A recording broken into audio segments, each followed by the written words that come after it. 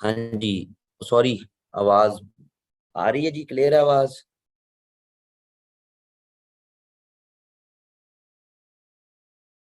ठीक। पाक Iran relation पहला टॉपिक हम देखने जा रहे हैं। अगेन हिस्ट्री के ईरान पहला कंट्री जिसने पाकिस्तान को एक्सेप्ट किया, तो ये वो सारी कहानियां, वो फॉरेन पॉलिसी वाली जो किताब है सितार की या शाहिद की, जो आपको दो बताई। लेकिन पेपर पॉइंट ऑफ व्यू से तो जाहिर है उनको लिखने की कोई जरूरत नहीं। अगर ऐसे कोई रिलेशंस पे क्वेश्चन आना भी है तो वो फिर 21st सेंचुरी के कॉन्टेक्स्ट में ही जो है सवालात, उन्हीं के मुताबिक हमने चलना है। तो हमने खालिस्तान 21st सेंचुरी में पाक ईरान रिलेशंस का जो कॉन्टेक्स्ट है उसको देखना है। 21st सेंचुरी में पाकिस्तान ईरान रिलेशंस को अगर हमें कॉन्टेक्चुअलाइज करना है तो हमें डिफरेंट लेवल्स पर इसको देखना पड़ेगा। पहले हम जरा सिक्योरिटी के लेवल पर देख लेते हैं। At the security level, security level के कॉन्टेक्स्ट में दोनों स्टेट्स का एक कॉमन कंसर्न है जी, अभी मोस्ट रिसेंट कॉन्टेक्स्ट में, and that is Taliban. Pakistan भी विजिबली देख रहा है सिंस लास्ट 4-5 मंथ्स किस तरह तालिबान गवर्नमेंट की तरफ से फ्रेंडली जेस्चर,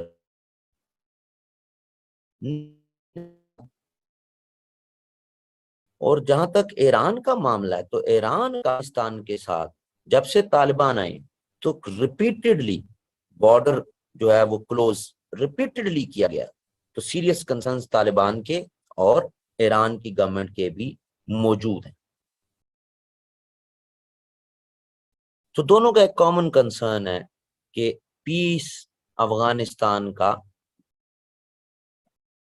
वो डायरेक्टली लिंक्ड है with peace in Iran and peace in Pakistan. एक तो कॉमन कंसर्न ये मौजूद है दोनों तरफ की जो एक्सपेक्टेशन थी।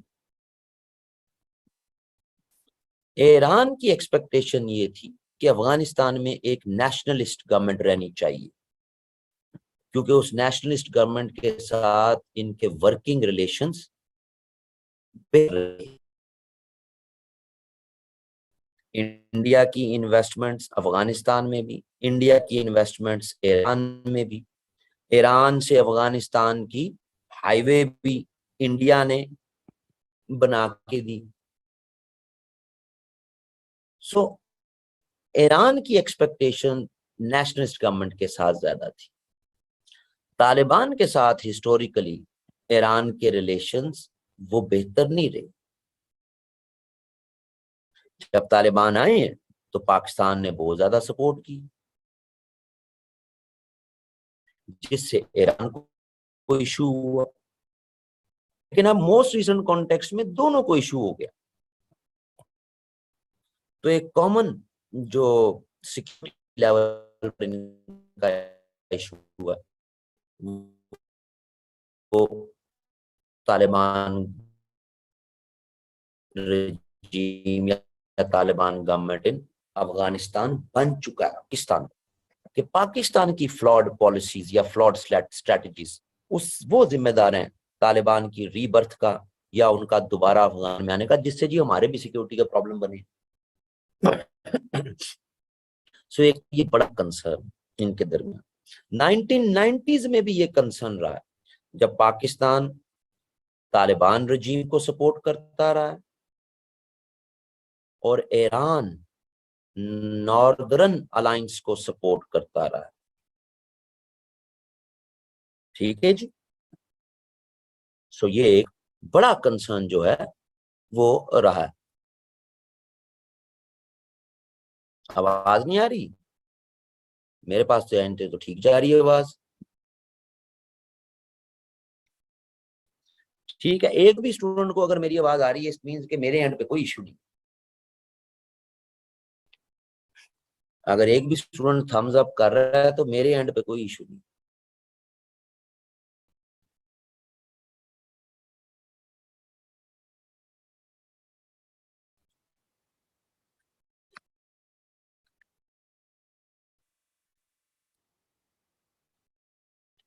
सो ये एक बड़ा सिक्योरिटी कंसर्न, एक कॉमन सिक्योरिटी कंसर्न अब डेवलप हो चुका है।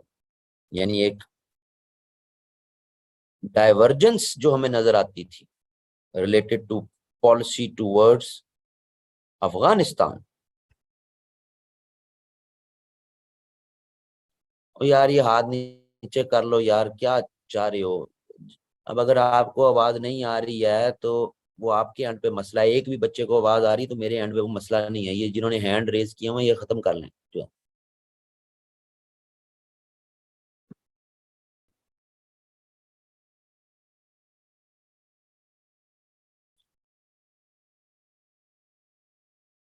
हाँ भाई, क्या मसला तुम्हारा?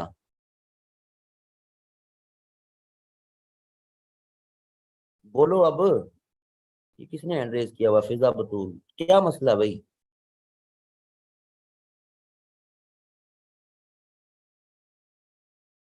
हाँ जी एजाज साहब, क्या मसला है?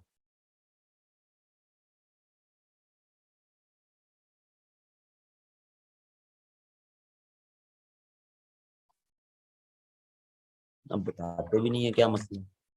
हैंड रेज कर लेते हैं। हाँ जी, चलो।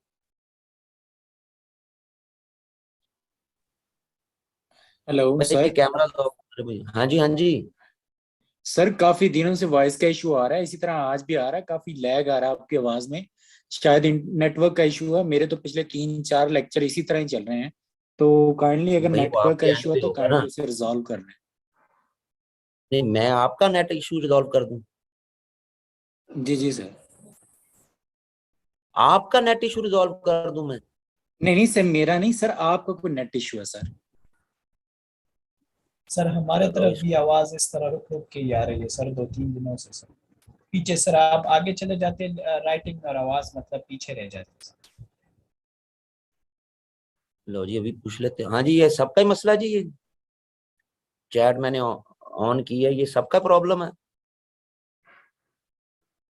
एक का भी अगर प्रॉब्लम नहीं है ना तो इसका मतलब है मेरे एंड पे मसला नहीं है। यानी किसी एक स्टूडेंट को भी अगर मेरी आवाज और मेरी राइटिंग क्लियर आ रही है तो मेरे नेट का मसला नहीं है। यानी वो फिर आपके एंड पे मसला है। ठीक है।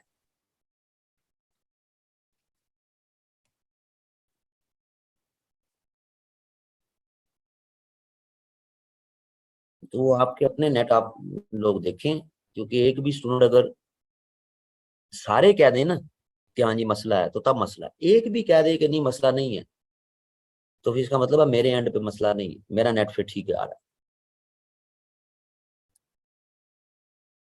सो हमें एक डाइवर्जेंस नजर आती है अफगान इशू पे पास्ट में। अब ये डाइवर्जेंस मोस्ट रिसेंट कॉन्टेक्स्ट में एज ऑफ सितंबर अक्टूबर, आप कह लें अक्टूबर भी शुरू होने वाला है 2022, इसमें आके हमें कन्वर्जेंस नजर आ जाती है कि भाई मसला तो तालिबान की फॉर्म में बन गया। ये एक इम्पोर्टेंट जो है वो एस्पेक्ट है।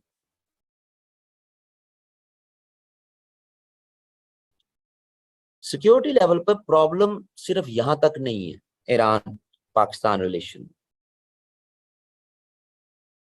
दूसरा बड़ा इशू क्रॉस बॉर्डर टेररिज्म है जी। सिक्योरिटी के कॉन्टेक्स्ट में पहला अफगानिस्तान इशू है, दूसरा cross border terrorism issue. Cross border terrorism के कॉन्टेक्स्ट में ईरान का जो पर्सपेक्टिव है वो ये है कि जंदुल्ला, जैश ए अदल एंड हरकतुल अंसार, ये ऐसी ऑर्गेनाइजेशंस हैं जो with in Iran terrorist activities में इन्वॉल्व है, और ये पाकिस्तानी इलाकों से ये ऑपरेट करती हैं।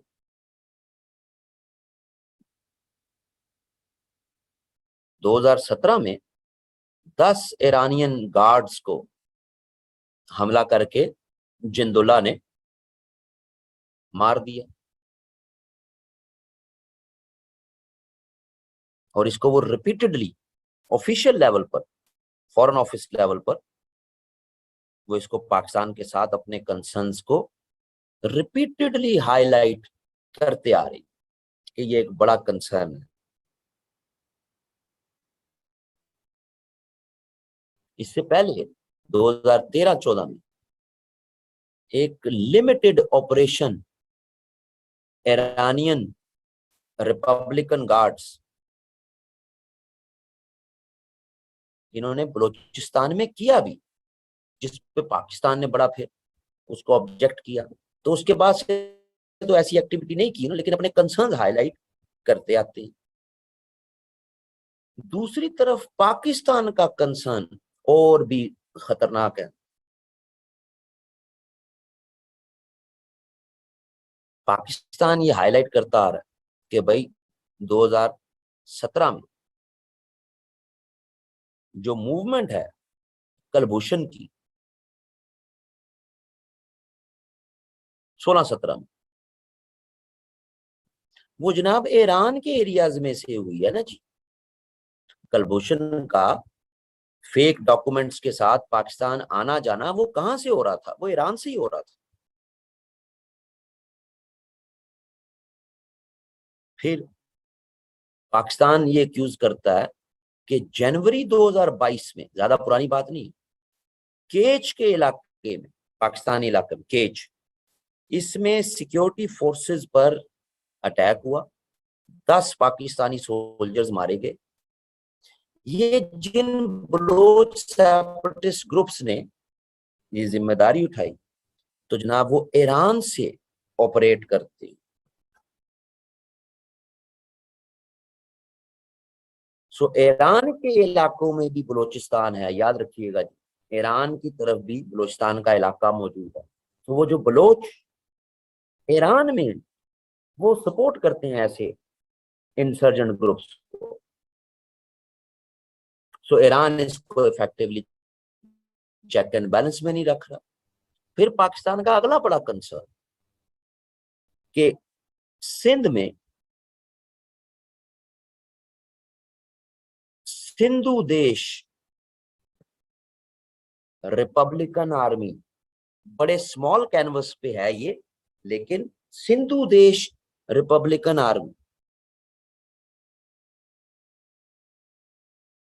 ये एक राइजिंग थ्रेट सिंध में मौजूद है, और इसके ताने बाने भी ईरान के साथ जुड़ते पाकिस्तान एक्यूज करता है कि नजर आते हैं। In addition to this, Middle East में 2013 से कुछ अपने इंसर्जेंट ग्रुप्स जिनको ईरान ने उतारा, जिनकी पॉपुलैरिटी, ग्रोइंग पॉपुलैरिटी पाकिस्तान में भी बनती जा रही है। ग्रुप्स के नाम है फातमियून, ज़ैनबियून। इन ग्रुप्स की ग्रोइंग पॉपुलैरिटी पाकिस्तान में भी बनती जा रही। सो ये हमारे कुछ जेन्युइन कंसर्न। सो हासिल बहस ये है कि क्रॉस बॉर्डर टेररिज्म दोनों स्टेट्स का दूसरा बड़ा कॉमन इशू है जी। जितने ये relations on paper brotherly Islamic country और जनाब पीसफुल रिलेशंस, तो उसके अंदर जो है वो ये सीरियस कंसर्न्स जो है वो मौजूद हैं, जो नजर आ रहे हैं जी। सही जी?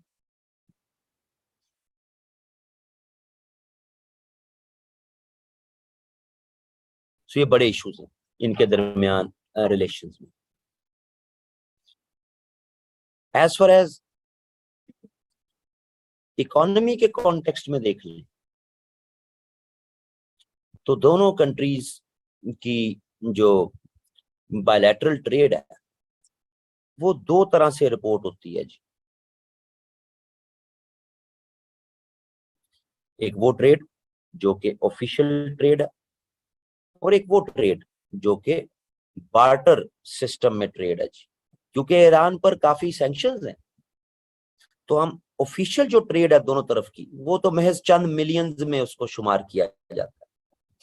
यानी आप कह सकते हैं कि less than 1 billion US dollars, 1 billion US dollar से भी कम है। लेकिन मेजॉरिटी ट्रेड इनके दरमियान, क्योंकि इंटरनेशनल सैंक्शंस हैं, तो उसमें वो बार्टर पे ऑपरेट करती है। बार्टर सिस्टम में आप ट्रेड कर सकते हैं। अगर एक कंट्री पर सैंक्शंस लगी हुई हैं तो उसके साथ आप बार्टर में ट्रेड, यानी आप उसको डॉलर नहीं भेज रहे, तो बार्टर के कॉन्टेक्स्ट में ट्रेड दोनों के दरमियान वो हो रही है। और ये रिफ्लेक्ट होता है आपके स्टेट बैंक ऑफ पाकिस्तान की ऑफिशियल रिपोर्ट्स में, ये रिफ्लेक्ट भी होता है। ये बार्टर के कॉन्टेक्स्ट में जो ट्रेड होती है ईरान के साथ, हम उनको डॉलर नहीं भेजते, उनके इंपोर्ट बिल हम नहीं बेचते। लेकिन दोनों कंट्रीज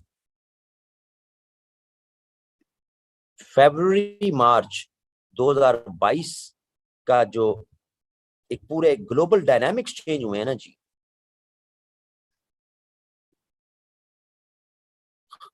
यूक्रेन पे रशिया के अटैक से, इससे पूरे ग्लोब के डायनामिक्स बदले।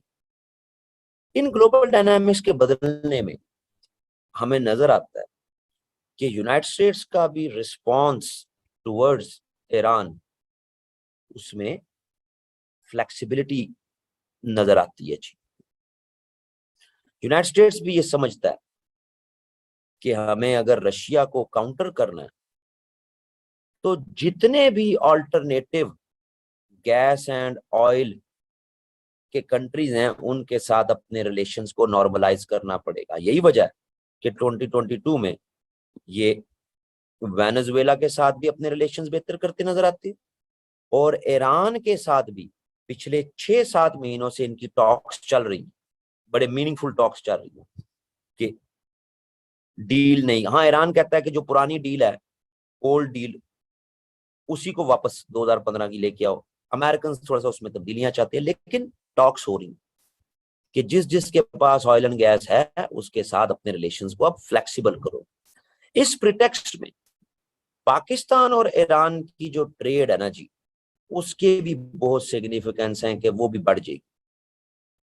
सो यूक्रेनियन वॉर जो है उसने बहुत सारी डायनामिक्स को इफेक्ट किया अक्रॉस द ग्लोब, और ये कहा जाता है कि अगर एक पॉजिटिव साइन हमें नजर आते हैं US ईरान रिलेशंस में, तो 2023 में ही अगर ये ट्रेड इनकी ऑफिशियल हो जाए सारी ट्रेड, तो ये 5 बिलियन US डॉलर्स तक की बायलैटरल ट्रेड पाकिस्तान ईरान कर सकता है।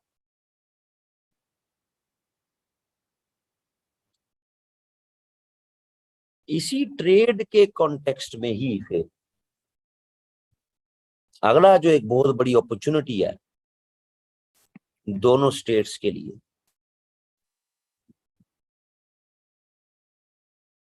वो है Iran Pakistan gas pipeline project.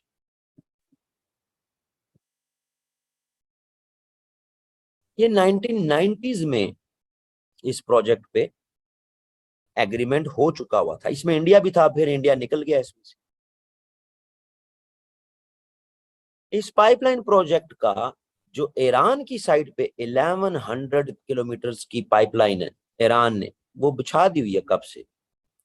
Pakistan के एंड पे कुछ 780 किलोमीटर का ये डिले का शिकार पाकिस्तान की तरफ से। ईरानियंस ये समझते हैं कि ये US प्रेशर की वजह से, कि US प्रेशर की वजह से पाकिस्तान अपने हिस्से की पाइपलाइन को पूरा नहीं कर पाया।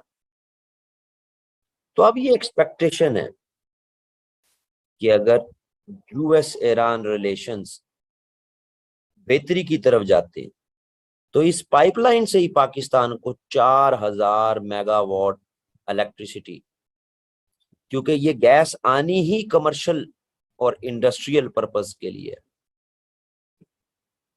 तो उससे हम 4000 मेगावाट इलेक्ट्रिसिटी पाकिस्तान बना सकता है। ठीक है जी। सो एक बहुत बड़ी अपॉर्चुनिटी। डिस्पाइट डिफरेंसेस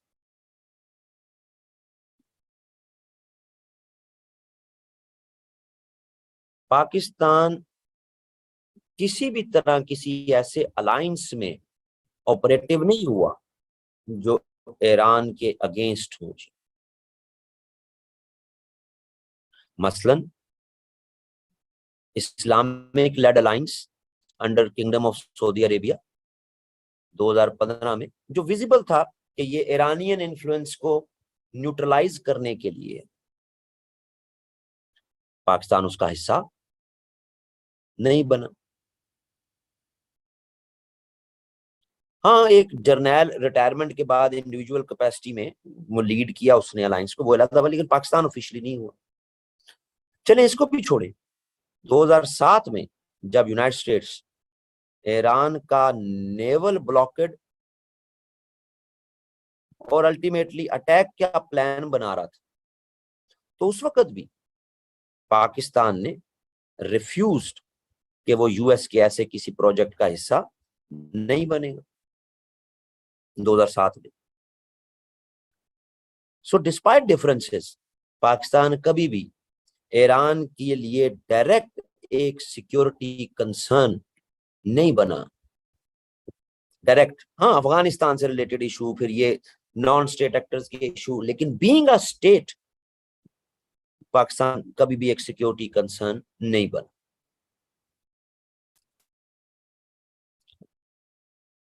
पाकिस्तान के सबसे ज्यादा यानी जायरीन जो है 0.3 मिलियन टू 0.4 मिलियन, 3 से 4 लाख एनुअल जायरीन जो है ना जी, वो पाकिस्तान से ईरान में जाते हैं। बहुत बड़ी जो है वो सबसे ज्यादा, यानी हज को निकाल के ना जी, कहीं पे भी जायरीन आपके जाते हैं सबसे ज्यादा तो जनाब इधर ही जाते हैं। ईरान वो वाहिद कंट्री है जिसके सबसे ज्यादा मैक्सिमम कॉन्सुलेट्स हैं जी पाकिस्तान में। सबसे ज्यादा अगर कोई कंट्री जिसके कॉन्सुलेट्स हैं पाकिस्तान में, यानी एक तो एम्बेसी होगी इस्लामाबाद में, उसके बाद लाहौर में भी है, कराची में भी है, क्वेटा में भी है, पेशावर में भी है, ये तो आपके मेन कॉन्सुलेट्स हो गए। हैदराबाद में है, मुल्तान में है, स्कर्दू में है, रावलपिंडी में है। सबसे ज्यादा कॉन्सुलेट्स पाकिस्तान में जो फैले हुए, जिनको खानाए फरहंग कहा जाता है ना जी, सबसे ज्यादा वो पाकिस्तान में, वो ईरान की।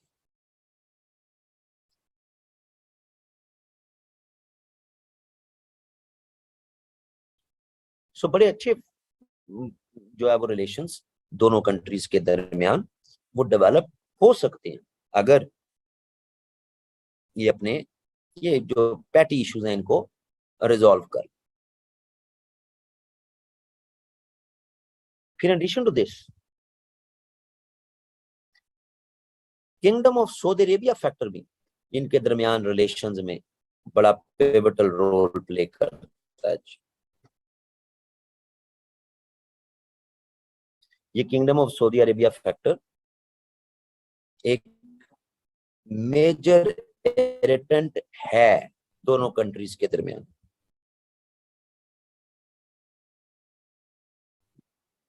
तो अभी हम अगला टॉपिक किंगडम का ही देखने लगे हैं, तो उससे फिर इसके जो फैक्ट्स हैं और जो आर्गुमेंट्स हैं वो डेवलप हो जाएंगे। लेकिन ओवरऑल सिक्योरिटी कंसर्न्स को अगर दोनों स्टेट्स एड्रेस कर लेती हैं अपने इफेक्टिव बॉर्डर मैनेजमेंट करके, तो ह्यूज पोटेंशियल है जी दोनों स्टेट्स में इफेक्टिव वर्किंग रिलेशन बनाने का। 21st सेंचुरी, पीछे जाने की कोई जरूरत नहीं है। 21वीं सदी के लिए हमारे पास इतना डाटा और इतनी चीजें हैं कि हमें पीछे जाने की जरूरत नहीं है। तो अब इसी कॉन्टेक्स्ट में फिर दूसरा टॉपिक देख लेते हैं।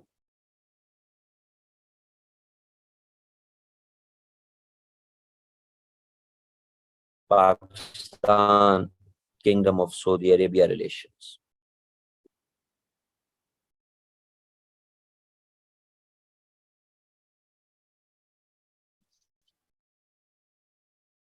किंगडम ऑफ सऊदी अरेबिया के साथ पाकिस्तान के relations historically and contemporary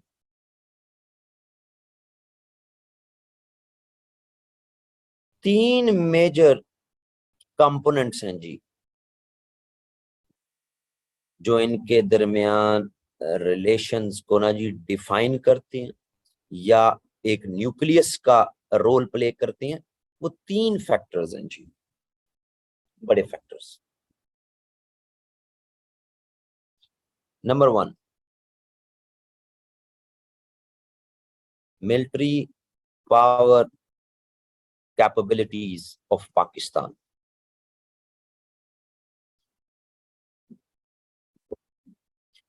kingdom of Saudi Arabia जिस तरह की मिडिल ईस्ट की पॉलिटिक्स में उसको इश्यूज पास्ट में रहे या पास्ट में इन सेंस ईरान की तरफ से भी, इजराइल की तरफ से भी, इराक की तरफ से भी जो बड़े सिक्योरिटी कंसर्न्स रहे, तो पास्ट में भी हम देखते हैं कि पाकिस्तान मिलिट्री ही वो गारंटर है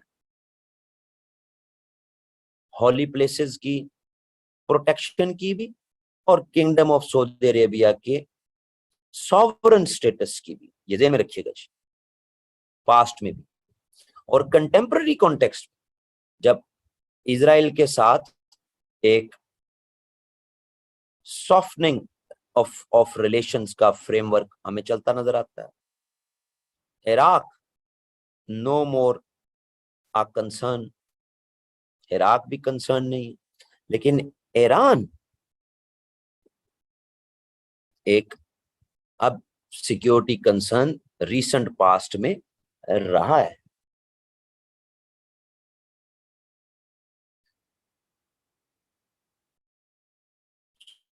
तो जितनी ज्यादा पाकिस्तान आर्मी की प्रेजेंस और उसकी एंगेजमेंट रहेगी in kingdom of Saudi Arabia defence, तो वो effective guarantor and protector Pakistan military capabilities कर सकती, क्योंकि Iran would think thousands of times to engage with Pakistan's military based in Kingdom of Saudi Arabia.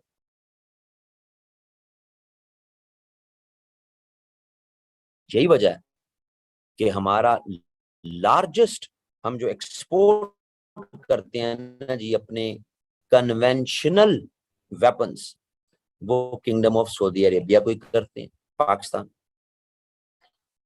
सो पाकिस्तान की military power capabilities ये एक strategically kingdom of Saudi Arabia के लिए indispensable है जी।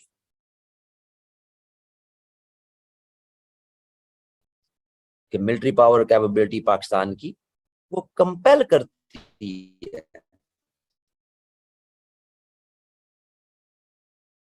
Iran को कि not to engage in any direct confrontation with kingdom of Saudi Arabia. तो एक तो ये मिलिट्री पावर कैपेबिलिटीज पाकिस्तान की, और किंगडम इसको फुली रियलाइज करती है कि any presence other than Pakistan military, so इसका पास्ट में लोकल रिस्पांस आया हुआ है यूएस बेसिस के अगेंस्ट, तो वो अफोर्ड नहीं कर सकते।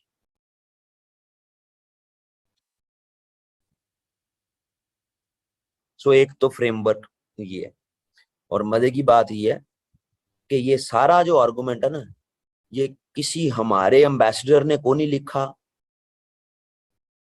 ये इंडियन एम्बेसडर्स की एनालिसिस, और क्या कमाल का एनालिसिस है कि किंगडम के लिए, कि अपेरेंटली ये लगता है कि पाकिस्तान नीड्स किंगडम, लेकिन इन रियलिटी जो बेस लाइन है कि kingdom needs Pakistan.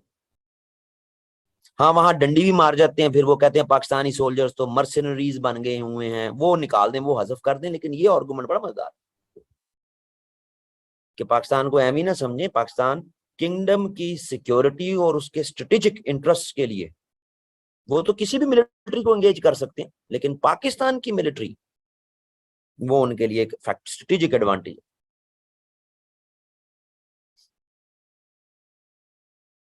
In addition to this, Pakistan के इंटेलिजेंस सिस्टम, इंटेलिजेंस नेटवर्क का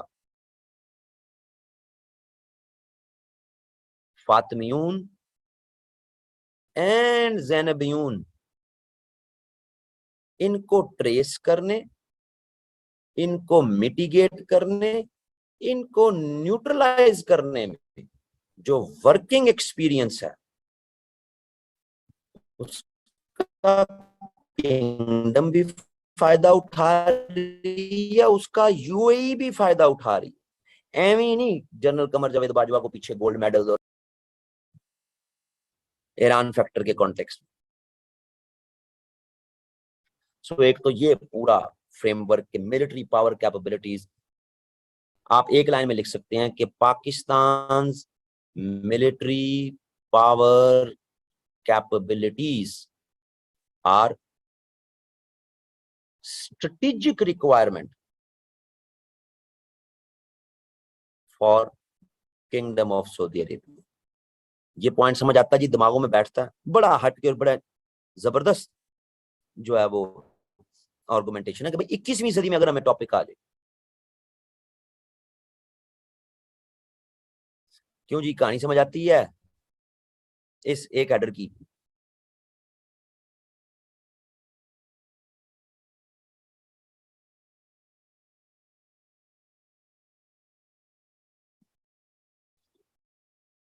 अच्छा, अगले हेडर पे जाने से पहले कल जो है ना कुछ सीएसएस के जिन बच्चों ने, एक होता ना फर्स्ट पोजीशन वाला, एक फर्स्ट पोजीशन के ऊपर भी बच्चा होता है, ये एफपीएससी कभी बताती ही नहीं है। यानी जो टॉपर होता है ना फर्स्ट सेकंड थर्ड, इनसे ऊपर ये पेपर होते हैं आम फरवरी में। यहाँ जो इस पोजीशन के लिए पेपर होता है ना, ये स्पेशल पेपर ना 22 दिसंबर को होता है, स्पेशल पेपर होता है ये जो इस पोजीशन के लिए, ये बताते नहीं है। तो जिन्होंने ये पेपर देना होता है ना, वो उन्होंने कल बड़े मैसेज किए वाहिद को कि जी हफ्ते में 2-2 क्लासें हो रही हैं, हमारा क्या बनेगा, हम तो ये टॉप तो हम कर भी जाएं तो यार दिल में कसक रह जाएगी, असल तो हमने ये वाला टॉप करना है जो 32 दिसंबर को पेपर होता है एफपीएससी का। तो वो हमारा तो जनाब वो पोजीशन चाहिए, वो नहीं मिलनी हमें। तो भाई बात ये है कि मैं इंसान हूँ, असाइनमेंट्स जो है वो मेरी भी कोई ना कोई निकल आती हैं। तो मेरा जो तो पहला जो है ना बीइंग अ टीचर, वो है कि मैं फ्रेश हूँ। अगर मैं फ्रेश नहीं ना हूँ, चाहे मेरा लेक्चर तैयार है या नहीं है, मैं फ्रेश नहीं हूं ना, मैं क्लास नहीं लेता। सिंपल।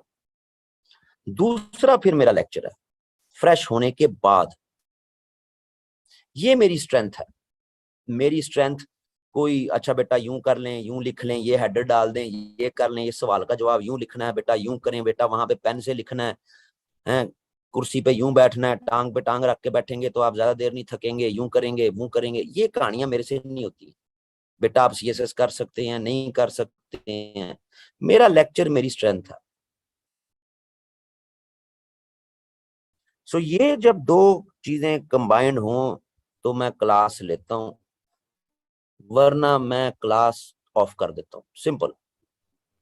तो जब मेरा लेक्चर आ रहा होता है तो स्टूडेंट्स को ये को मैं अपना बड़ापन नहीं बता रहा, लेकिन वो ये है कि मैं मेरी जो सर्च लेक्चर को डिग आउट करने की और सर्च करने की जो कैपेसिटी है वो पढ़ा पढ़ा आगे बढ़ गई हुई। तो इनके से माजरत यार, इनको मैं नहीं, कुछ इनकी पोजीशन मेरे से नहीं आएगी, ये किसी आला दर्जे के उस्ताद से पढ़ लें, मैं ऐसे बच्चों को बिल्कुल नहीं पढ़ा सकता, माजरत है।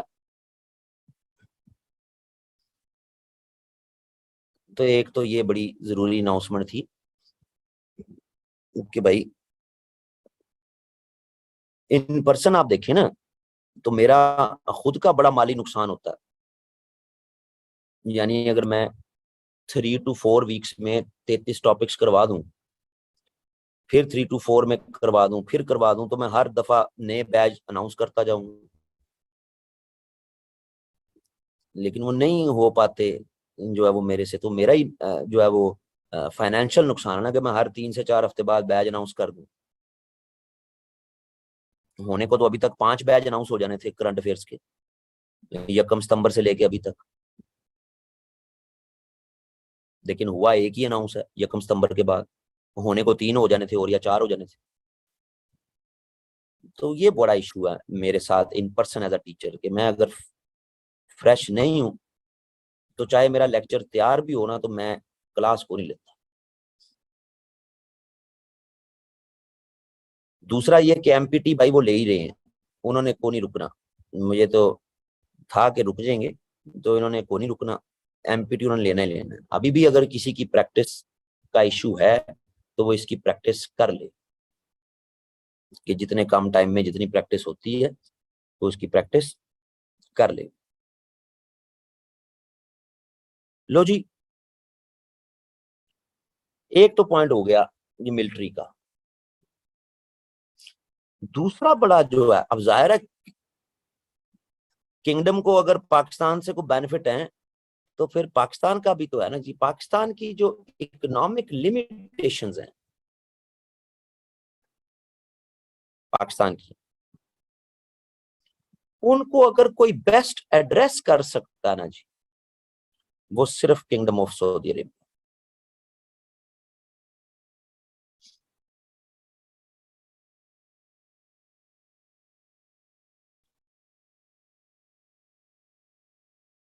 हिस्टोरिकल पास्ट में भी ऐसा ही हुआ।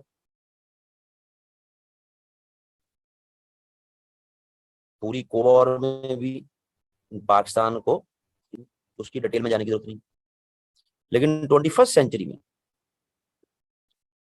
डिस्पाइट डिफरेंसेस, 2015 के जो डिफरेंसेस हुए कि पाकिस्तान ने यमन के लिए अपनी ट्रुप्स अवेलेबल नहीं करवाई, despite kingdom of Saudi Arabia's request, हमने नहीं करवाई, लेकिन उसके बावजूद किंगडम ने 2018 में बहुत बड़ा पैकेज दिया पाकिस्तान को, 2018 में।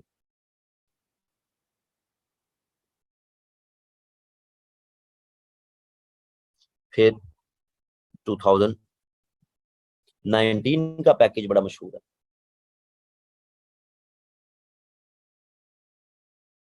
जिन्होंने पाकिस्तान को यानी वो पैकेजेस दिए ना जी। अब इन पैकेजेस में अगर हम सिर्फ इसको ही देख लें, क्या कहते हैं, ये 2018 वाला, तो इन्होंने $3 बिलियन की असिस्टेंस दी। 2019 में 4.6 बिलियन, सॉरी ये $6 बिलियन की असिस्टेंस दी। 2019 में 4.2 बिलियन US डॉलर्स की असिस्टेंस दी। सही है जी। तो ये प्रोवाइड करते आ रहे हैं पाकिस्तान को, और सिर्फ यहां तक नहीं है, किंगडम की वजह से यूएई भी फिर पाकिस्तान को असिस्टेंस प्रोवाइड करता है।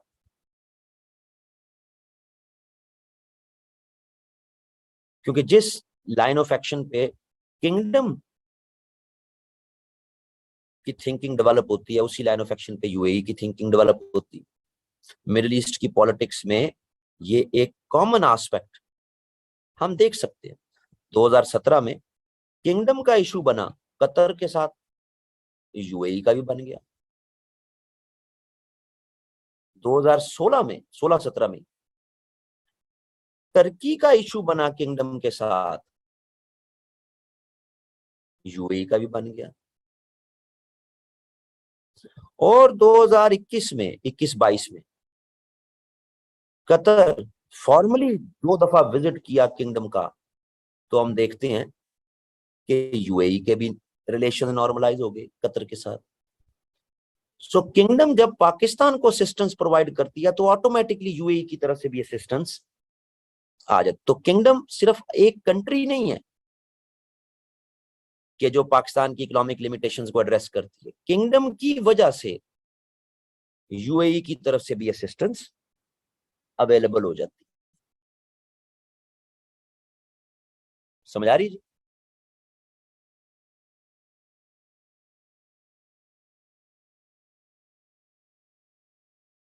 सो ये एक बहुत बड़ा मेजर एस्पेक्ट है। हाउएवर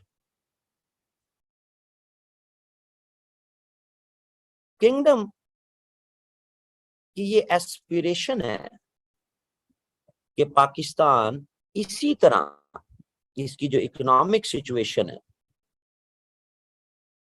इसमें बहुत ज्यादा इंप्रूवमेंट ना आए,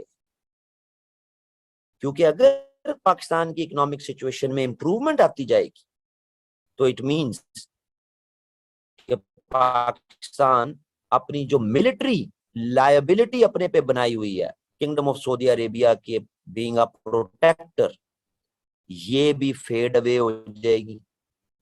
सो जितना पाकिस्तान की इकोनॉमिक सिचुएशन उसको हम एक कंट्रोल्ड मैकेनिज्म में असिस्ट करेंगे। ये नहीं है कि दूध और शहद की नहरें बहा दें। जिस तरह इंडिया के साथ 30 बिलियन यूएस डॉलर्स के एग्रीमेंट्स हैं, इसके तो 1/3 लेवल के एग्रीमेंट्स भी पाकिस्तान के साथ नहीं है। किंगडम के करना चाहें तो ये सारे एग्रीमेंट्स पाकिस्तान के साथ ही कर लेते ना, जिसका पाकिस्तान को फायदा होना था। तो किंगडम ये भी नहीं चाहती कि मुकम्मल तौर पे पाकिस्तान इकोनॉमिक सेल्फ सफिशिएंट हो, क्योंकि फिर वो जो मिलिट्री लायबिलिटीज हैं पाकिस्तान पे वो फेड अवे हो जाएंगी। तो एक कंट्रोल्ड मैकेनिज्म में असिस्टेंस प्रोवाइड कर, लेकिन पाकिस्तान की मजबूरी, पाकिस्तान को किंगडम के साथ अपने फाइनेंशियल रिलेशंस डेवलप करके रखना पाकिस्तान की मजबूरी है। तीसरा जो एस्पेक्ट है जिसने इनके रिलेशन में बड़ा इंपॉर्टेंट कंपोनेंट, 3 कंपोनेंट्स की बात हुई थी ना, मिलिट्री पावर की बात हो गई, इकोनॉमिक लिमिटेशन की बात हो गई, और तीसरी है फिर इस्लामिक आइडेंटिटी। ये हिस्टोरिकल पास्ट में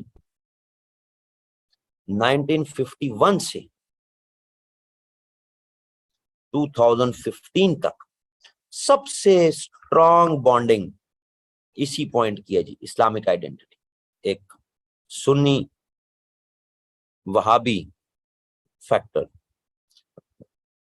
किंगडम और पाकिस्तान के रिलेशन एक बहुत बड़ा डिफाइनिंग रोल।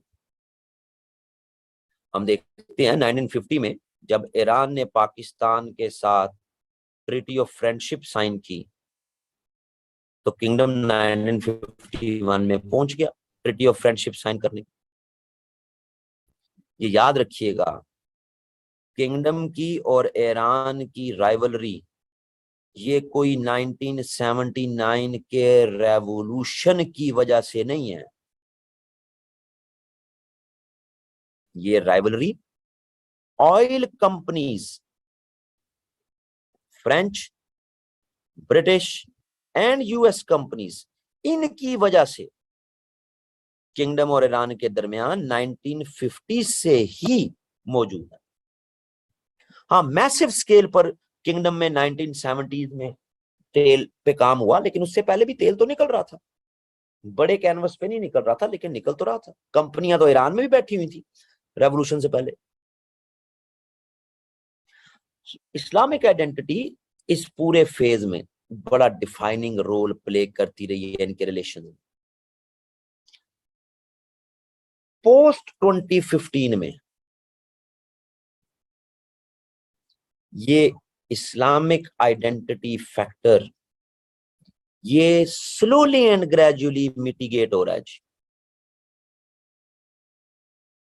अब किंगडम और अब पाकिस्तान बीइंग 2 नेशन स्टेट्स अपनी स्ट्रेंथ्स और अपनी वीकनेसेस को सामने रखते हुए अपनी पॉलिसीज बना रहे हैं, जुड़े साथ हुए हैं। एक को मिलिट्री पावर चाहिए, दूसरे को इकोनॉमिक बेहतरी चाहिए, एक को सिक्योरिटी का इशू, दूसरे को इकोनॉमिक सिक्योरिटी का इशू, लेकिन अब बीइंग नेशन स्टेट्स अपनी स्ट्रेंथ्स और वीकनेसेस को इवॉल्व करके अपनी पॉलिसीज एक दूसरे की तरफ बना रहे।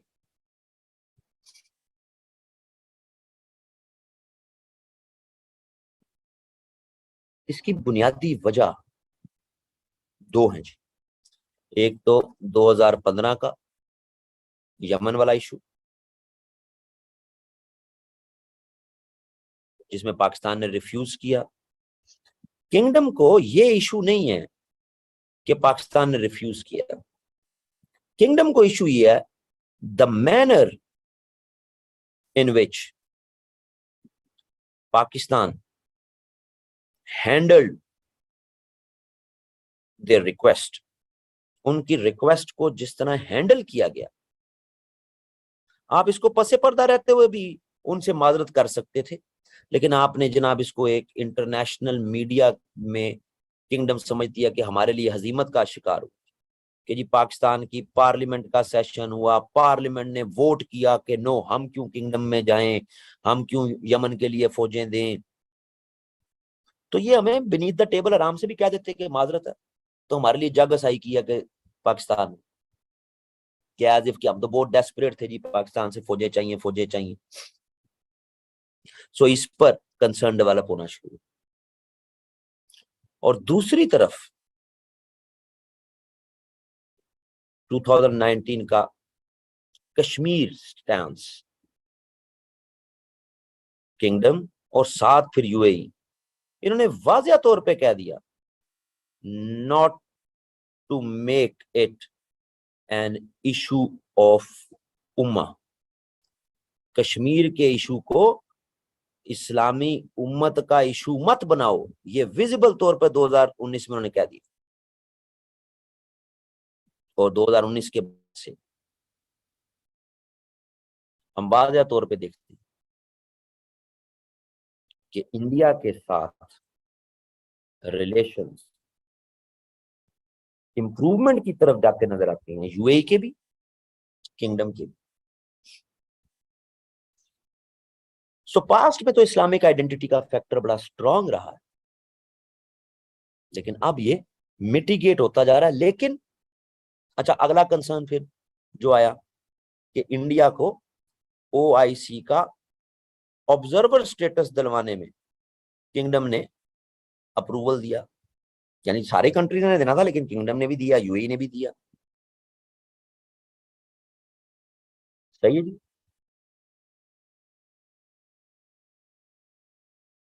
सो ये तीन बड़े कंपोनेंट्स हैं जो इनके रिलेशंस को शेप करते हुए नजर आते थे या आते आ रहे हैं। अब अगर ट्रेड के कॉन्टेक्स्ट में देख लें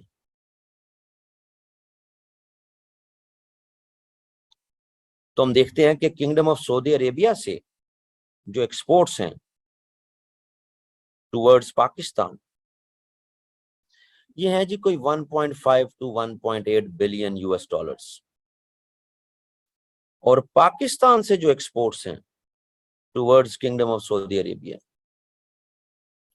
ये हैं ही कोई 0.5 टू 0.7 मिलियन यूएस डॉलर्स। यानी इनके दरमियान जो बायलैटरल ट्रेड है वो 2 से 2.5 बिलियन यूएस डॉलर्स की टोटल। और जिसमें पाकिस्तान की तरफ से तो एक्सपोर्ट्स ही बहुत थोड़ी सी, किंगडम की तरफ से पाकिस्तान में ज्यादा चीजें आती।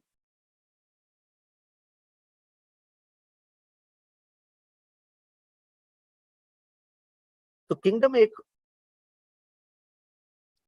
में जो आपकी वो प्राइमरी प्रोडक्ट्स जा रही, लेकिन दूसरी तरफ अगर हम देखिए तो किंगडम ऑफ सऊदी अरेबिया की टोटल पॉपुलेशन, उसका 7% पाकिस्तानी हैं जी, या पाकिस्तानी ओरिजिन के लोग हैं जी। 7% किंगडम की टोटल पॉपुलेशन। सही है जी।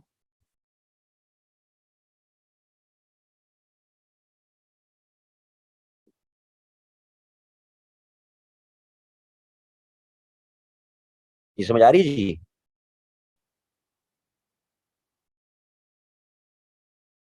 हैरान होने की बात नहीं है। 6% of total population kingdom of Saudi Arabia की वो इंडियंस भी मौजूद हैं या इंडियन ओरिजिन के लोग मौजूद हैं किंगडम ऑफ सऊदी अरेबिया में। लेकिन चलो हमें तो अपना देखना ना जी। तो इस लिहाज से इस फ्रेमवर्क में, क्योंकि फिर ये जो रेमिटेंसेस पाकिस्तान आते हैं ना जी, इन इस पॉपुलेशन से, वो बड़ा उसकी कंट्रीब्यूशन है पाकिस्तान की इकोनॉमी में। सो नो डाउट इंपोर्ट्स कम है, लेकिन ये रेमिटेंसेस जो है वो काफी किंगडम की तरफ से पाकिस्तान में आ जाती है। Tentative it's 1.5 to 2 billion US dollars of overall हमारी जो रेमिटेंसेस हैं वो सिर्फ किंगडम से आ रही होती है पाकिस्तान।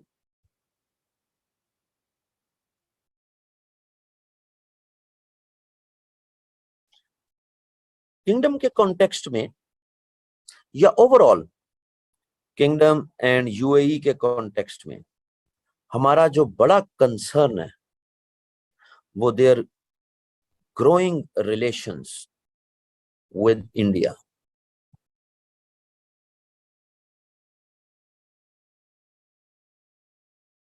लेकिन ये ग्रोइंग रिलेशंस विद इंडिया जिनको यूएई की गवर्नमेंट ने 2015-16 से इनिशिएट किया,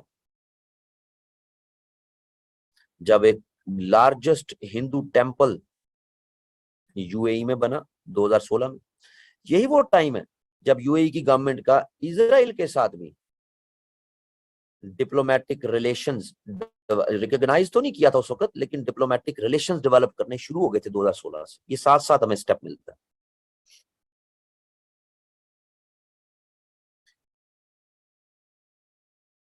और ये एक जर्नल एग्रीड अपॉन कंसेंसस है in MENA region, Middle East and northern Africa.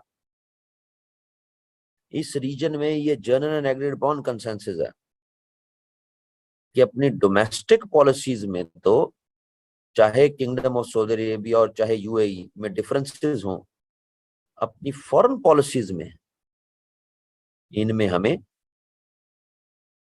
Similarities easily हम ट्रेस कर सकते हैं।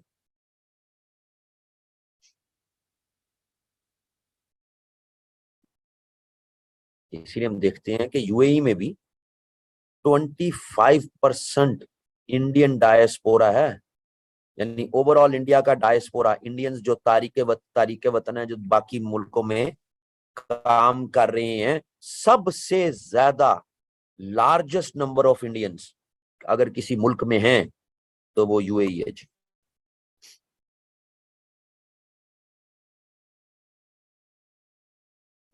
और अगर दूसरी तरफ किंगडम ऑफ सऊदी अरेबिया के साथ रिलेशंस देखें तो दोनों कंट्रीज की bilateral trade 30 billion US dollar, जिसमें किंगडम की एक्सपोर्ट्स 23 और इंडिया की एक्सपोर्ट्स 7। यानी किंगडम 23 अरब डॉलर की कमोडिटीज इंडिया भेजता है।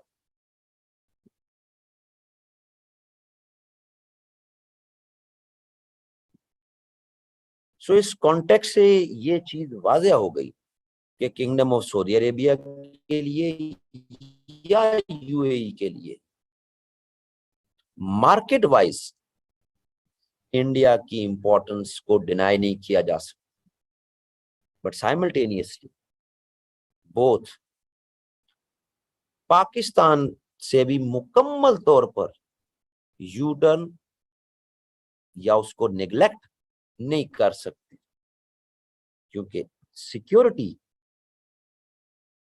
फैक्टर जो है खास तौर पर किंगडम ऑफ सऊदी अरेबिया का, उसमें पाकिस्तान का बड़ा रोल है। इसीलिए ये कंट्रोल्ड असिस्टेंस देते रहते हैं पाकिस्तान को, ताकि पाकिस्तान भी खामोश रहे, लेकिन मार्केट अपनी वो ग्रो इंडिया के साथ कर। ये हमारा बहुत बड़ा कंसर्न है। इसी कंसर्न की एक मोस्ट रिसेंट रिफ्लेक्शन I2U2 नजर आ जाती है। India Israel, UAE, USA. और ये जनरल एजम्पशन है कि I2U2 kingdom of Saudi Arabia का अप्रूवल या उसकी कंसेंट के साथ है। और एनालिस्ट देख रहे हैं कि पाकिस्तान के लिए फ्यूचर में इजराइल को एक्सेप्ट करना या ना करना एक बहुत बड़ा इशू हो जाएगा अगर नियर फ्यूचर में kingdom of Saudi Arabia accept कर ले।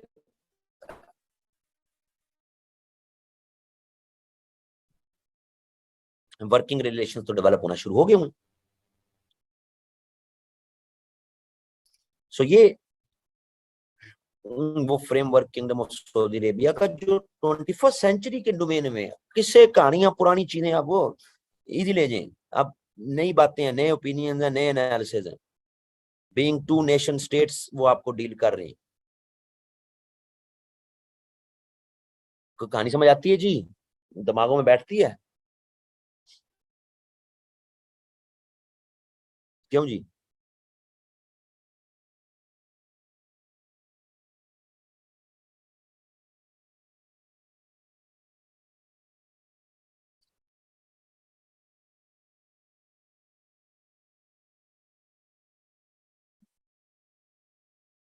आगे बढ़ते हैं।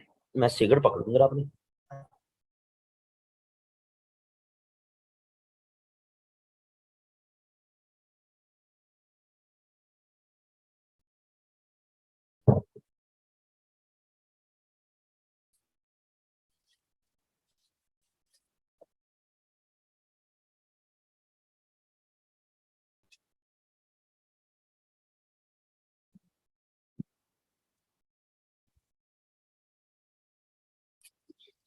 पिछले साल भी मैंने किंगडम ऑफ सऊदी अरेबिया और पाकिस्तान का टॉपिक जो है वो करवाया था।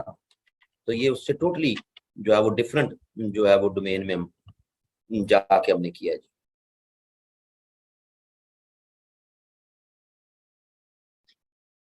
अगला टॉपिक,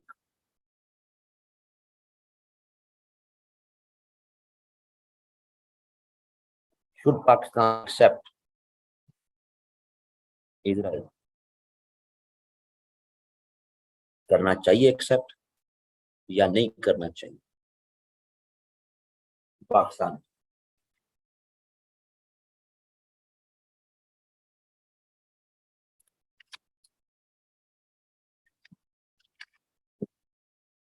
अच्छा जी, एक तीसरी अनाउंसमेंट भी कर लूं कि अक्टूबर के फर्स्ट वीक से मैं लाहौर शिफ्ट हो रहा हूँ। यूसीपी के पास मैंने जो है वो रिहाइश देख ली है। तो मैं जनाब लाहौर शिफ्ट हो रहा हूँ और सुबह के टाइम में मैंने फ्री होना है। तो शायद हो सकता है मैं सुबह के टाइम में रेगुलर सेशन इसी जगह पर लाहौर में वो शुरू करूं।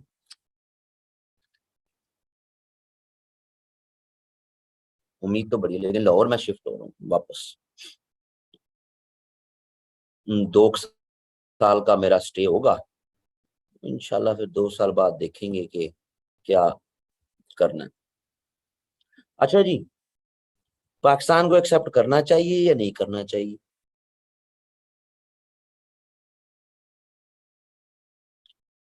आपकी क्या ओपिनियन है, मेरी क्या ओपिनियन है? मैं इस टॉपिक में फौरन नहीं बताता पहले से। क्यों? क्योंकि आप लोगों के नन्हे मुन्ने दिल हैं। कई बीच में लबैक या रसूलुल्लाह वाले बैठे होते हैं, कई और भी ग्रोह होते हैं। तो पहले जरा टॉपिक समझ लें, उसके बाद फिर टेक्निकल बुनियादों पे बात करेंगे।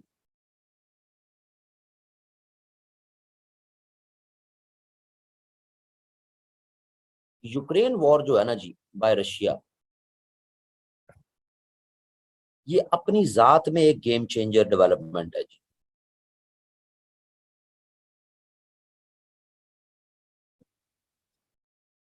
इसने जहां यूएस की पॉलिसीज में हमें शिफ्ट नजर आती है कि जी रशियन ऑयल को रोको, दुनिया में फैलने से, कि उन ताकि ये अपने पैसे ना बना सके, वो पैसा फिर ये वॉर में लगाते हैं। तो दूसरी तरफ 21st सेंचुरी में मिडिल ईस्ट की पॉलिटिक्स में भी बड़ा प्रोफाउंड रोल नजर आता है, क्योंकि मिडिल ईस्ट के कंट्रीज भी ये रियलाइज कर गए कि रशियन ऑयल को हम ही काउंटर कर सकते हैं।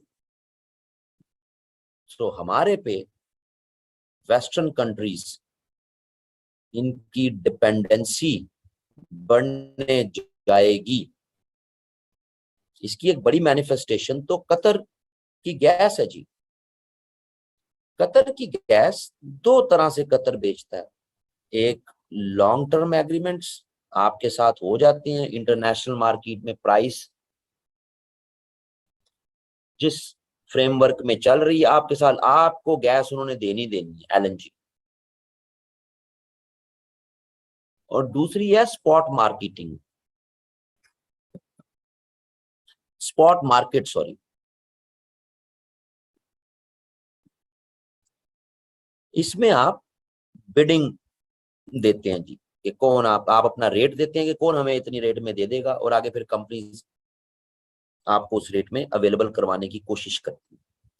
अब ये जितनी स्पॉट मार्केट है, इसका रेट इतना हाई चला गया क्योंकि सारी स्पॉट मार्केट ने यहाँ यूरोप में गैस सप्लाई शुरू हो गई, क्योंकि वो रशियन गैस से जान छुड़ाना चाह रहे हैं।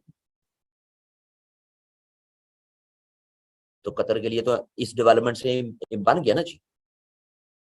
अब जो कंट्रीज 2017 16-17 से नॉर्मलाइज कर रहे थे स्लोली एंड ग्रेजुअली अपने relations with Israel in MENA region, कौन कौन से कंट्रीज?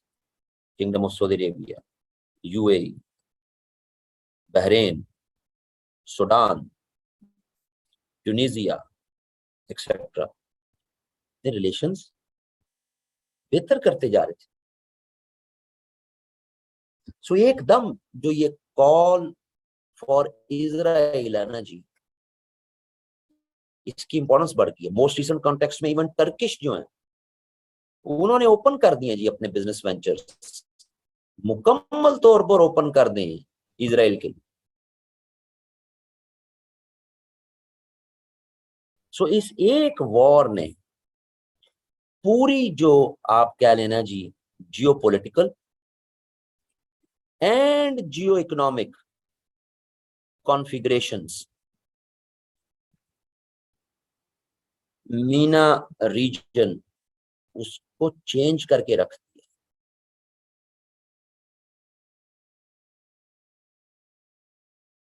इस कॉन्टेक्स्ट में पाकिस्तान को सपोर्ट और असिस्टेंस प्रोवाइड करने वाले ग्रुप्स इन दिस रीजन, ये 2020 और 2021 में जो प्रेशर एक्सर्ट कर रहे थे पाकिस्तान पे to develop ties with Israel, ये 2022 में एंड पोस्ट 2022 में और बढ़ जाएंगे।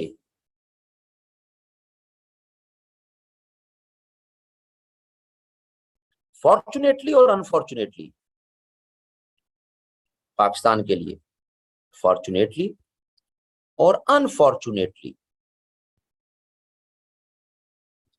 फ्लड्स एक ऐसी डेवलपमेंट की सूरत में आए कि हम किसी भी तरह की एक्सटर्नल प्रेशर्स जो है ना जी, उसको for the time being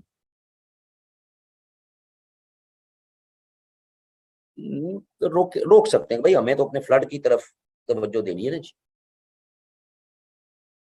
but simultaneously 30 billion US dollar से ज्यादा का फ्लड का हमारा नुकसान है। और अगर मीना रीजन से हमें इन कंडीशंस पर फुल असिस्टेंस मिलती है to develop ties with Israel, तो ये फिर अनफॉर्चुनेटली पाकिस्तान के लिए एक बहुत बड़ा कंसर्न है।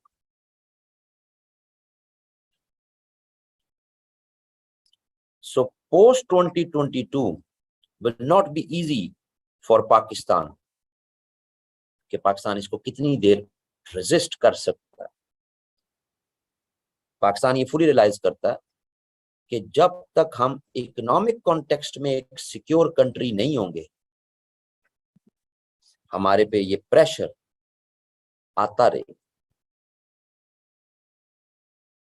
सो ये तो मोस्ट रिसेंट कॉन्टेक्स्ट में बात होगी।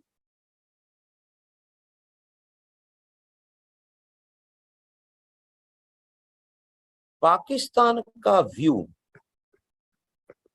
विज़ावे इजराइल क्या रहा है, इसका पास्ट हमें देखना पड़ेगा जी।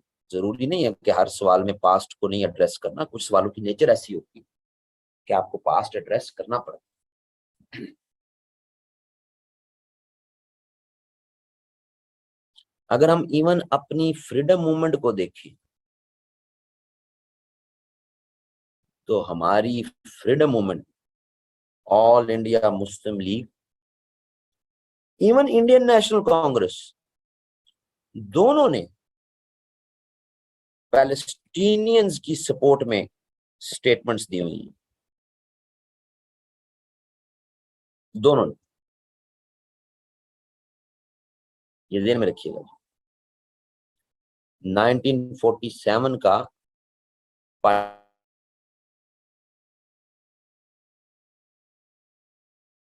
ज्यू स्टेट बनेगी, एक अरब स्टेट बनेगी,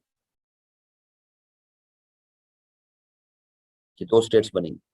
इसके तनाजुर में जब 1948 में एक ज्यू स्टेट तो बन गई लेकिन अरब स्टेट नहीं बनी, तो पाकिस्तान ने भी इसको रिजेक्ट किया, इंडिया ने भी रिजेक्ट किया।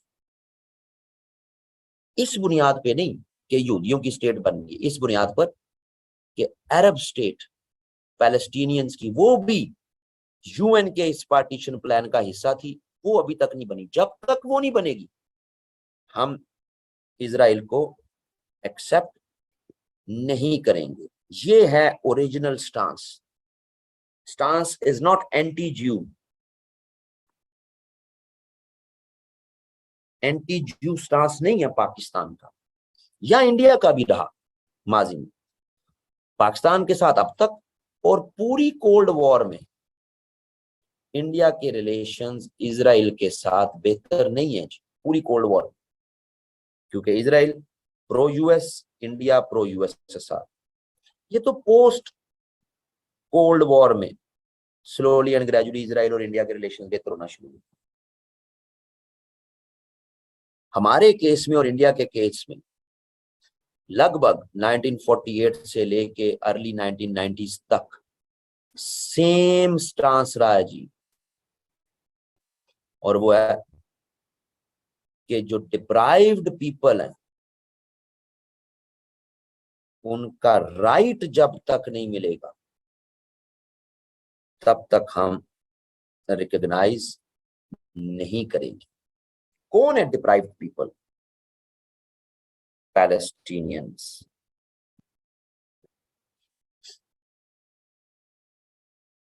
सही है जी? ये चीज ध्यान में रखिएगा जी। पहले कि कोई हमारा मजहबी आंसर नहीं है, ये खालिसतन यूएन की रेजोल्यूशन जिसके मुताबिक एक डिप्राइव्ड कम्युनिटी को उसका हक मिलना चाहिए वो नहीं मिला। पाकिस्तान का ये स्टांस है, ये दिमागों में अच्छी तरह बिठा ले।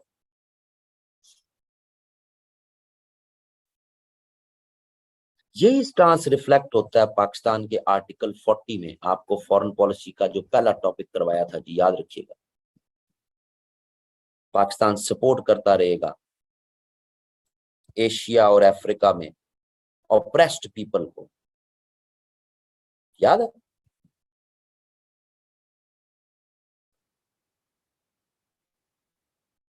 और हम ये समझते हैं कि पैलेस्टीनियंस ऑप्रेस्ड पीपल है। एज पर यूएन रेजोल्यूशन उनके साथ जो प्रॉमिस हुआ वो पूरा किया जाए।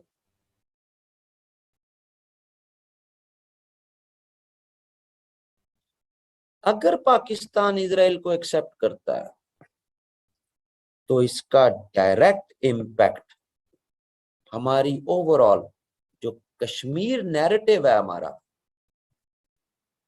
सारे का सारा कश्मीर नैरेटिव हमारा वो डिस्टर्ब हो जाएगा, क्योंकि कश्मीर नैरेटिव में भी हम यूएन की रेजोल्यूशन की बात करते हैं, पैलेस्टीनियन पीपल के लिए भी हम यूएन की रेजोल्यूशन की बात करते हैं कि जो 47 में या तय हुआ, जो 1950 में या तय हुआ।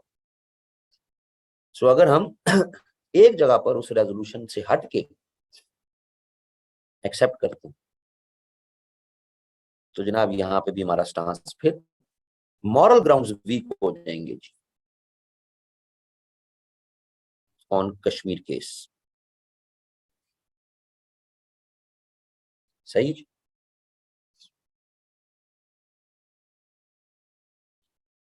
एक एकेडमिशियन है, जू एकेडमिशियन है, जू स्कॉलर है, डॉक्टर येगर, YEGER।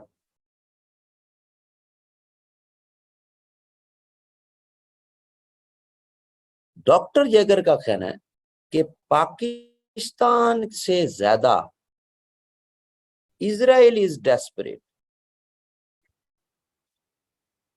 कि पाकिस्तान उसको रिकॉग्नाइज कर ले, क्योंकि ये एक विंडो आपके लिए ओपन हो जाएगी फर्दर तमाम eastern Muslim countries, Bangladesh, Indonesia, Malaysia. Malaysia वैसे आप विजिट वीजा तो दे देते हैं ज्यूज को बिजनेस वगैरह के लिए, लेकिन ये कोई भी रिकॉग्नाइज नहीं करता। पाकिस्तान समेत इन तमाम एरियाज ये कलेक्टिवली 45 to 50% पॉपुलेशन कॉन्स्टिट्यूट करती है जी टोटल मुस्लिम वर्ल्ड की। सो अगर ये रिकॉग्नाइज कर लेते हैं तो हमारे लिए पूरी विंडो ओपन हो जाएगी।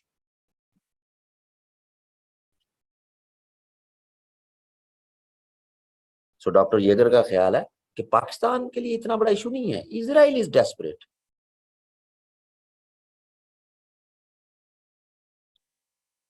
लेकिन इजराइल फुली रिकॉग्नाइज करता है,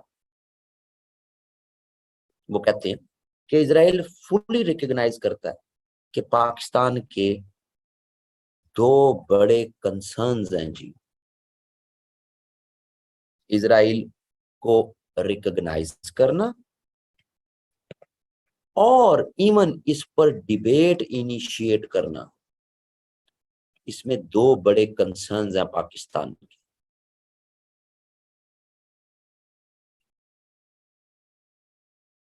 पहला जो फियर है वो फियर ऑफ एडवर्स रिस्पॉन्सेज है जी। हाईली इमोशनल सोसाइटी,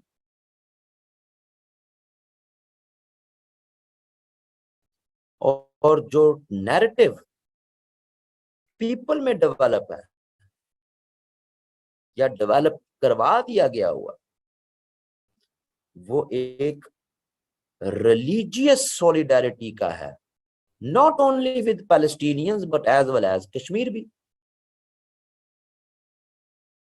सो पाकिस्तान के अंदर ये नैरेटिव लोगों में नहीं डेवलप किया गया कि हम ह्यूमन राइट्स के कॉन्टेक्स्ट में बात कर रहे हैं, हम यूएन के फोरम पर जो टेक्निकल प्रोमिसेस हैं हम उसकी बात कर रहे हैं, बल्कि लोगों में जो नैरेटिव डेवलप है वो रिलीजियस सॉलिडारिटी का है।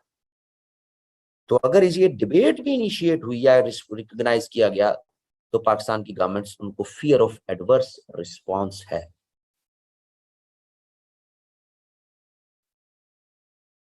एक तो ये बड़ा इशू है। दूसरा बड़ा इशू फियर ऑफ इंस्टेबिलिटी इन पाकिस्तान है जी।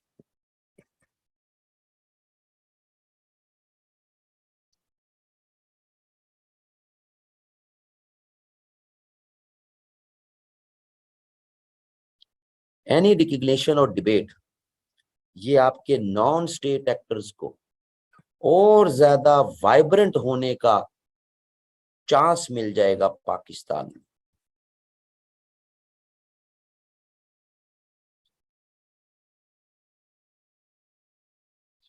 जो जो पॉलिटिकल ग्रुप्स इस डिबेट या इस रिकॉग्निशन के हक में होंगे, उनका पॉलिटिकल फ्यूचर एट स्टेक हो जाएगा पाकिस्तान में।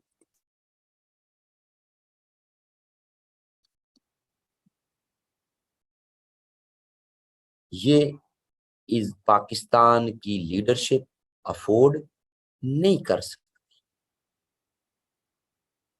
समझ आ रही है? तो डॉक्टर येगर कहते हैं कि एक जेनेरिक नैरेटिव है, वो है लैक ऑफ कोऑपरेशन का। पाकिस्तान एंड इजराइल के दरमियान लैक ऑफ कोऑपरेशन है जी, क्योंकि पाकिस्तान रिकॉग्नाइज नहीं करता इजराइल को। किसी किस्म के डिप्लोमेटिक टाइज नहीं है जी, किसी भी तरह के। सो एक जेनेरिक नैरेटिव। लेकिन डॉक्टर येगर कहते हैं कि हैरत अंगेज तौर पर इंटरनेशनल और रीजनल इश्यूज पर हमें इजराइल और पाकिस्तान ये एक दूसरे को सपोर्ट करते नजर आते हैं।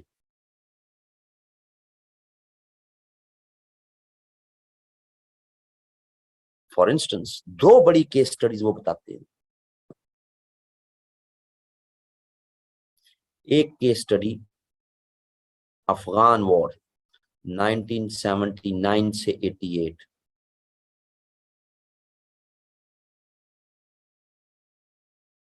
दोनों कंट्रीज कोल्ड वॉर में ज्यादातर प्रो यूएस ग्रुप में रहे। इजराइल की तरफ से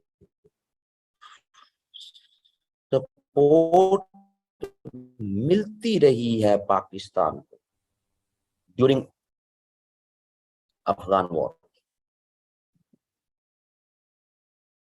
सपोर्ट इन सेंस ये मतलब नहीं है कि उन्होंने पैसे भेजे हैं, डिप्लोमेटिक सपोर्ट भी होती है ना,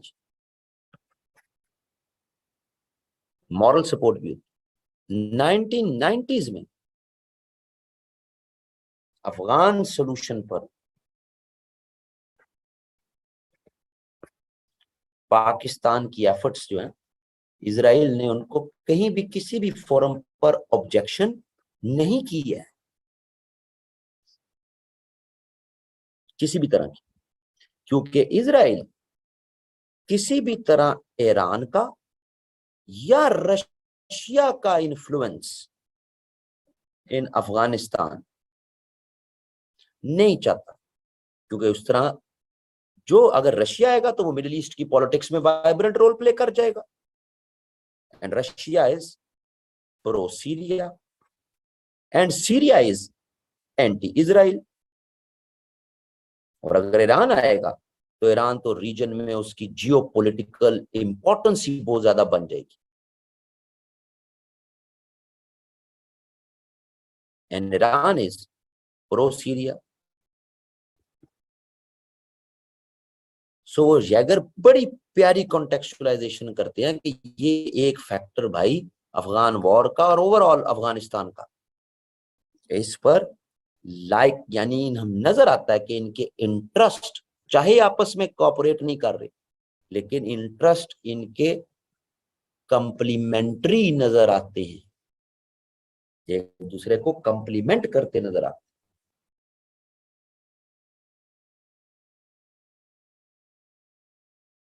दूसरी तरफ पाकिस्तान की तरफ से non involvement in mid east issues,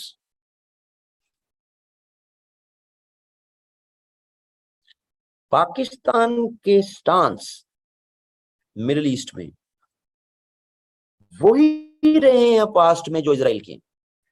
1990 1991 Iraq की इन्वेजन कुवैत की, इजराइल ने भी कंडेम की, पाकिस्तान ने भी कंडेम की। इसी टाइम यूएस की वॉर इराक पे इजराइल ने भी सपोर्ट की, पाकिस्तान ने भी इसको diplomatic support the. War on terror, Israel ने भी यूएस को सपोर्ट किया, पाकिस्तान ने भी सपोर्ट किया।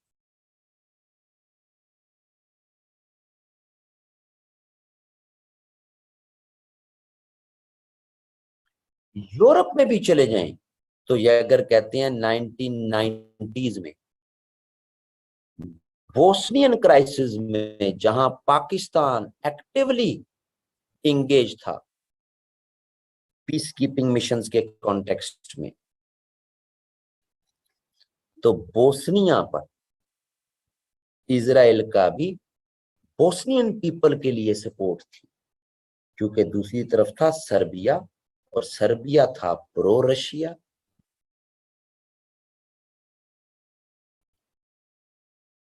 सो कहता है एक जनरल जेनेरिक नैरेटिव बनाया हुआ है कि लैक ऑफ कोऑपरेशन है, डिप्लोमेटिक टाइज क्योंकि है नहीं तो इनके दरमियान तो कोऑपरेट हो ही नहीं रहे। तो कहता है जनाब कई मेजर इश्यूज पर हमें ये कोऑपरेशन इम्प्लिसिट कॉन्टेक्स्ट में, इम्प्लिसिट कॉन्टेक्स्ट ये कोऑपरेशन नजर आती है।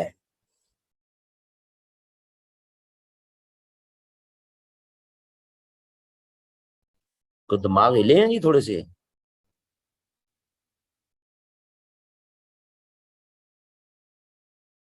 सो पाकिस्तान मस्ट रियलाइज क्या कि इजराइल को एक्सेप्ट करने से कश्मीर केस वीक नहीं होता, क्योंकि इजराइल की क्रिएशन तो खुद एक यूएन रेजोल्यूशन से है। इशू अरब स्टेट का है। तो द पॉइंट इज कि 1993 से 1995 में पैलेस्टीनियंस themselves वो सरेंडर्ड कर चुके हुए हैं अपना राइट टू सेपरेट स्टेट।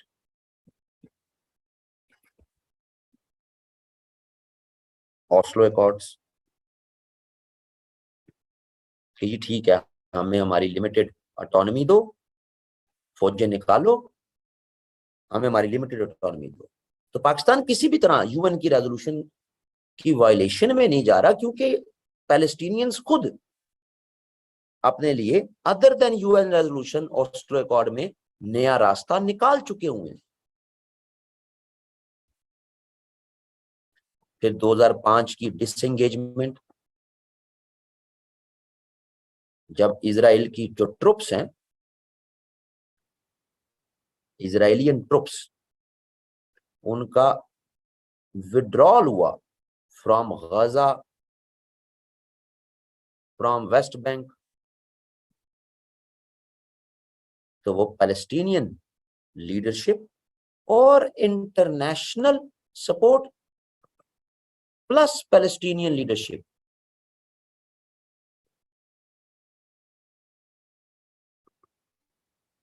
इनकी कंसेंट के साथ हुआ। सो बाय नो मीन्स अगर पाकिस्तान इजराइल को एक्सेप्ट करता है तो इससे कश्मीर केस वीक नहीं होता। ये ऐसा ही है कि अगर कल को इंडियन ऑक्युपाइड कश्मीर के पॉलिटिशियंस के लोग other than UN resolution willingly अगर इंडिया के साथ किसी परमानेंट सोल्यूशन पर आ जाते हैं जो कि इंडियन ऑक्युपाइड कश्मीर के लोगों को कबूल हो, तो तब पाकिस्तान यूएन रेजोल्यूशन का स्लोगन कहां पे रेज करेगा? कि जब लोग ही वो परमानेंटली किसी सोल्यूशन पे आ जाएं।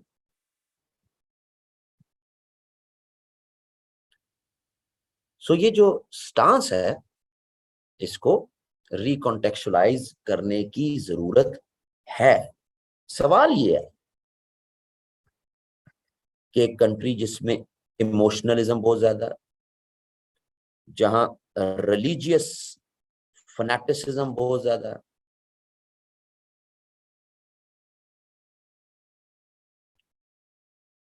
जहां पॉलिटिकल पार्टीज उनको अपने नेक्स्ट इलेक्शन का ज्यादा फिक्र है बनिस्बत फ्यूचर ऑफ पाकिस्तान की, तो क्या उसमें कोई इतना बड़ा रिस्क लेने के लिए तैयार है? तो आंसर इज नो। जब तक इस मुल्क की सिविल सोसाइटी बेहतर नहीं होती, जब तक यहां पर सिर्फ लिटरेसी नहीं, कॉग्निटिव स्किल्स लोगों के बेहतर नहीं होते, जब तक ये सोसाइटी मॉडरेट नहीं होती, तब तक इस सोसाइटी से आप एक्सपेक्ट नहीं कर सकते कि ये इजराइल को रिकॉग्नाइज करेगी। अब आपने करना है या नहीं करना, ये आपका काम है। मैंने आपको एक academic framework, pure academic plus framework, law, international law के फ्रेमवर्क में, आपकी मर्जी, आपने एक्सेप्ट करवाना नहीं करवाना। मैंने उसको एक मेरिट पे रहते हुए आपके साथ बात की।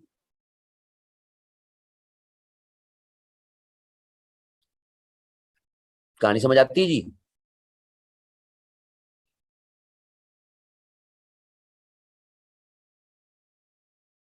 लेकिन मेरी पर्सनल रिकमेंडेशन ये है कि आपने किसी भी तरह का रिजिड स्टांस नहीं लेना कि नहीं नहीं हमने नहीं करना एक्सेप्ट। भाई क्यों नहीं करना एक्सेप्ट? आपको लॉजिक तो देनी पड़ेगी ना कि जी हम कर लें हमें बड़ा फायदा होगा, बड़ा फायदा होगा, बड़ा फायदा होगा। तो नहीं भाई, आपको बड़ा फायदा क्या, सोसाइटी से रिस्पांस जो है उसका, उसको आप अफोर्ड ही नहीं कर सके। तो एक मॉडरेट फ्रेमवर्क में एक एकेडमिक आर्गुमेंट के साथ आपने बात करनी, इधर उधर नहीं घूमते रहना। सही है जी?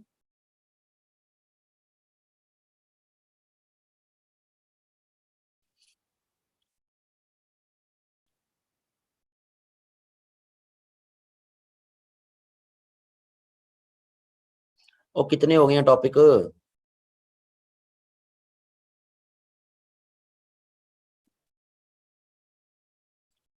वो अभी तो बड़ी दुनिया पड़ी है अभी तो।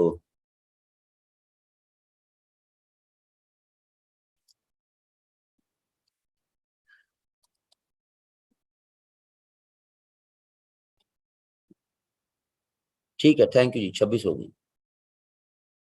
ये सीएसएस के स्टूडेंट का ना मसला है, और मैं इसको बड़ा एंजॉय करता हूँ जी, बहुत एंजॉय। यानी कि मैं अपनी लाइफ में जो सबसे ज्यादा मेरी एंजॉयमेंट है ना, वो ये है। मैं तकरीबन अपने हर बैच में ऐसा ही करता हूँ, इस चीज को एंजॉय करने के लिए। सुन लीजिएगा, अफाका होगा आपको, बड़ा मजा आएगा आपको। ये एक बच्चे ने अभी सवाल किया ना, सर सीपैक कब कराएंगे? ये इसको कैसे पता लगा कि सीपैक करवाना है? और तो कोई टॉपिक नहीं, ये मैंने ही बताया ना कि हाँ मैं सीपैक करवाऊंगा। बस अब उसकी सुइयां आ रही है कि मेरा सीएसएस का टॉप जो है ना वो सीपैक से ही होना है बस। मैं अपने हर बैच में इस तरह ही करता हूँ। किसी बैच में कह दूंगा हाँ यार ये बुक है, ये मैं यार करवाऊंगा जरा, हाँ ये बुक है मैं करवाऊंगा, हाँ यार ये टॉपिक है ये मैं करवाऊंगा, हाँ यार करवाऊंगा। अच्छा फिर मैं करवाता नहीं। और उसके बाद जो मैं उसको एंजॉय करता हूँ ना, कि स्टूडेंट की सुई इधर फंस जाती है कि यही मेरा टॉप है, ये टॉपिक ना हुआ तो मेरा टॉप रुक जाना। तो मैं इसको बड़ा एंजॉय करता हूँ।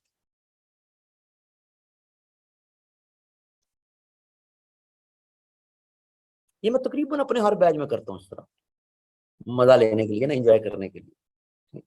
स्टूडेंट लिखी जाता है सर कब कराएंगे, सर कब कराएंगे, सर कब कराएंगे, सर कब कराएंगे।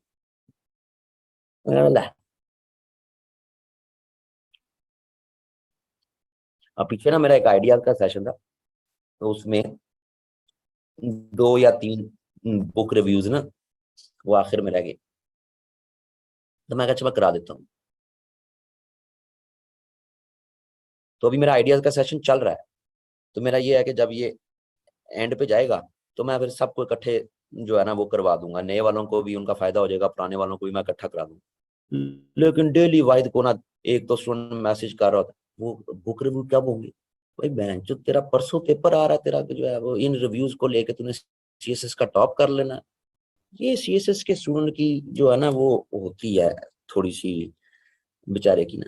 यानी मैं आपको अभी बता दूं ना कि यार एक टॉपिक है बड़ा मजेदार करंट अफेयर में ना, ये जो न्यू डायमेंशंस एक्सप्लोर हो रही है ना स्पेस में, जिसमें अब मल्टीनेशनल कंपनीज एंगेज हो गई हैं। पहले तो स्पेस को लीड कर रही थी स्टेट्स, चाहे अब वो स्पेस वॉर के कॉन्टेक्स्ट में थी, सैटेलाइट कंपटीशंस थे, जो भी, लेकिन अब मल्टीनेशनल कंपनीज एंगेज। ये बड़ा मजेदार टॉपिक है यार।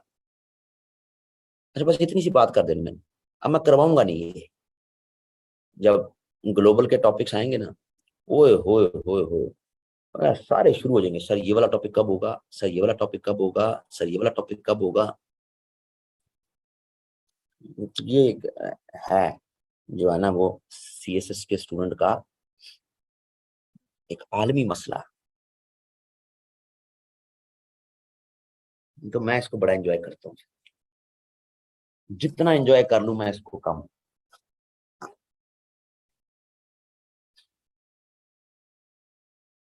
हाँ जी जनाब, आज के लेक्चरों ने को दिमाग खोलने आपके कि रिलेशन जो एक टेक्स्ट बुक स्टाइल में आप पढ़ रहे होते हैं, और जब 21st सेंचुरी में आके बात करनी है आपने, तो कैसे कॉन्टेक्चुअलाइज करना है कि उसको लग रहा हो कि आप भाई अपडेटेड हैं। ये पुराने पाक ईरान थे, पुराने पाक सऊदिया, तो हम बड़े अच्छे, तो फ्रेंडली और ये और वो, तो वो आपने अपडेटेड रहना है। अब मैं ये नहीं कह रहा कि फरवरी तक यही चीज चलेगी।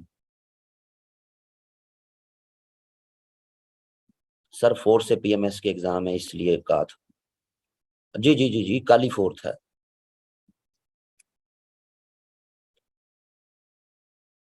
स्पेस वाला टॉपिक मैं इंशाल्लाह 31 सितंबर की क्लास में जी इंशाल्लाह सबका हो जाएगा क्लियर।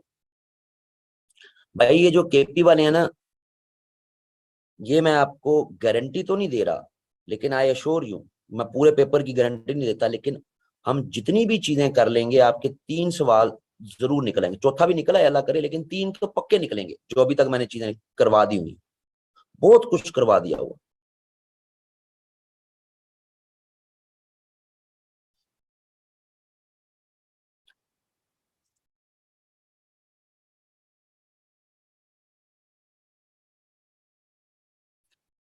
लो जी,